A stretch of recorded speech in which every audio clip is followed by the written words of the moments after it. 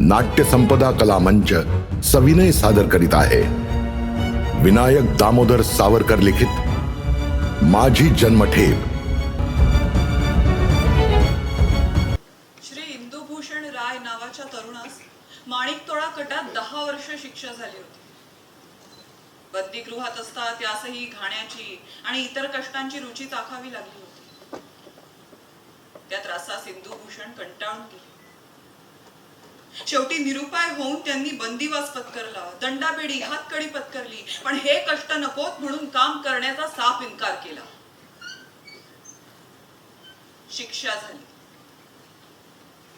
त्यास तसेच नेऊन घाण्यास झुंपण्यात आले। ते वैतागून गेले। आम्ही पुष्कळ धीर दिला। तुला तर 10 वर्षच शिक्षा आहे, आम्हाला तर जन्मठेप, तेव्हा आमचेकडे पाहून तरी मनास धीर दे।